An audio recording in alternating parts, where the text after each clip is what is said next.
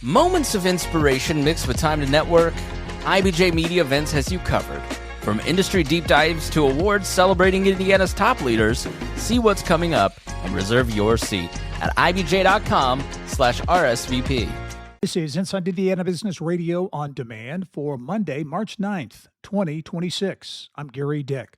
The war in the Middle East is shining a light on Indiana's defense-related industry, which contributes an estimated $6 billion into the state economy annually. Applied Research Institute Executive Vice President Trevor Foudy. That's right. I mean, you can look at what's happened here in the opening week. F-35 has become the dominant jet that our military uses. A lot of those components made right here in Indianapolis by Rolls-Royce.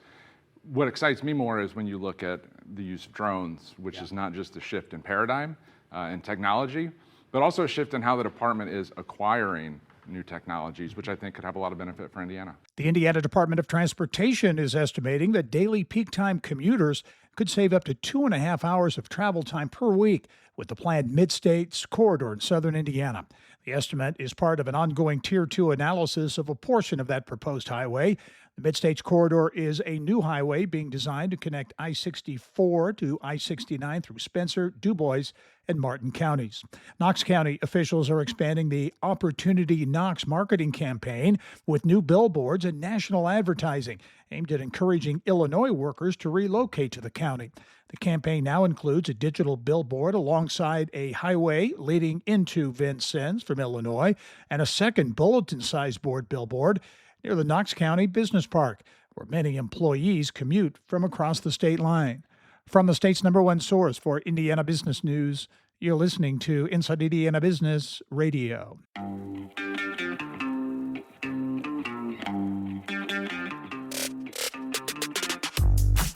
Hello and welcome to Inside Indiana Business. I'm Gary Dick, coming to you this week from Northwest Indiana, Jeffersonville, Muncie, South Bend, in downtown Evansville, Terre Haute, Fort Wayne, Richmond, from one of the state's key entrepreneurial and innovation hubs, 16 Tech. Inside Indiana Business, Indiana's business news leader. Indianapolis-based Elevate Ventures expects to begin fundraising this year for a long-planned investment fund aimed at helping young Indiana companies scale up their businesses. The fund, called the Elevate Ventures Growth Fund, has been in the works since 2021 and was publicly announced in May 2024. The fund was originally announced as a $100 million fund, but Elevate now says it aims to build a $150 million fund. Elevate had planned to begin raising money for the fund last year, but those plans were put on hold in April when Governor Mike Braun froze state funding for Elevate and launched an audit of the Indiana Economic Development Corporation and its affiliate organizations. With those issues now behind it, Elevate is moving forward with its plans for the Growth Fund. The planned fund differs from Elevate's other investment funds in a few key ways. It would enable larger investments into later-stage companies than Elevate has targeted since its 2011 launch, and it would be primarily made up of money from the private market. Elevate will seed the Growth Fund with $25 million in returns from its previous investments, which were initially funded with state and federal funding, and the rest of the money will come from outside investors. CEO Toph Day said Elevate will likely begin fundraising for the Growth Fund in the third quarter of this year. He expects it will take a year or so to raise the first $50 million in private investment, which when added to Elevate's $25 million in seed funding would bring the fund to $75 million. Once the fund has secured commitments for that first $75 million, it will have its first close. Alex Brown, Inside Indiana Business Radio.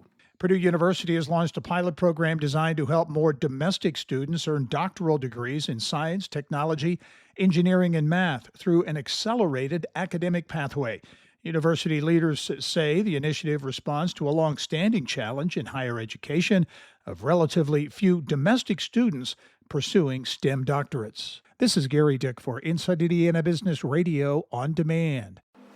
Get a behind-the-scenes look at Indiana's most influential leaders. On Business and Beyond, we go beyond titles and resumes to explore the personal stories, pivotal moments, and hard-won lessons that shape Hoosier leadership. Hear from the people driving Indiana forward in their own words. Subscribe and listen wherever you get your podcast or at ibjpodcasts.com. Want to give your team a real edge? The IBJ Group Plan delivers unlimited access to every story, every report, every video from IBJ and Inside Indiana Business for your whole team. Cover some or all of your employees with one simple payment. The more you add, the more you save.